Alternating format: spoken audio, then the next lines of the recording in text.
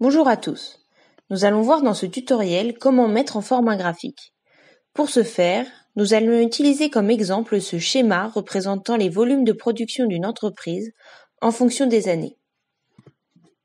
Pour commencer, nous allons accéder à la fenêtre de mise en forme d'un diagramme. Après avoir cliqué sur le graphique, deux chemins sont possibles. Soit nous cliquons sur Format, puis Mettre en forme le diagramme dans l'onglet Style du diagramme, soit nous faisons un clic droit sur le schéma, puis nous cliquons sur Mettre en forme le diagramme. Pour commencer, nous pouvons observer dans la fenêtre Format du diagramme que nous avons accès sur la gauche aux différentes zones du schéma que nous pouvons formater. Nous allons nous intéresser en premier au titre. Celui-ci ne s'affiche pas pour le moment sur le graphique. Nous pouvons le rendre visible en cochant la section Visible et nous pourrons alors taper le titre choisi.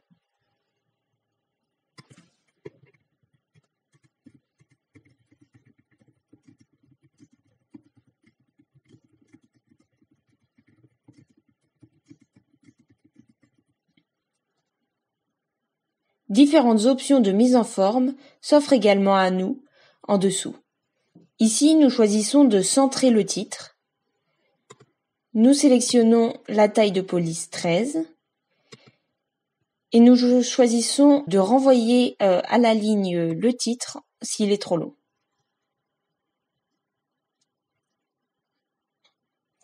Intéressons-nous maintenant à la légende. Dans la section Conception, il est possible de choisir le positionnement de la légende ou bien la mise en forme du texte de la légende.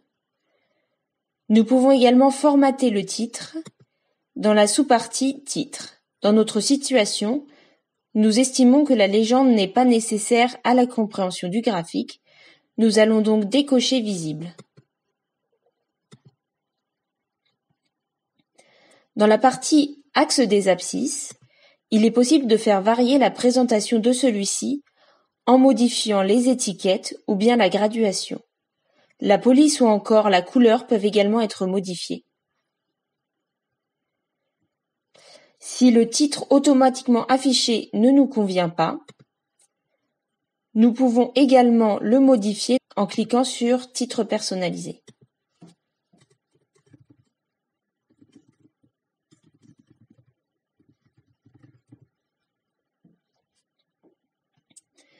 De la même façon, différentes options de mise en forme s'offrent à nous dans la partie Axe des ordonnées.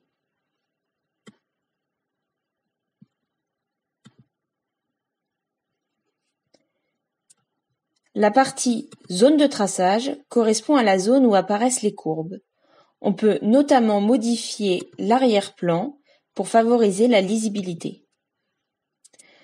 Nous terminons avec la partie Globale. Dans la section Générale, il est possible de modifier les caractéristiques globales du graphique.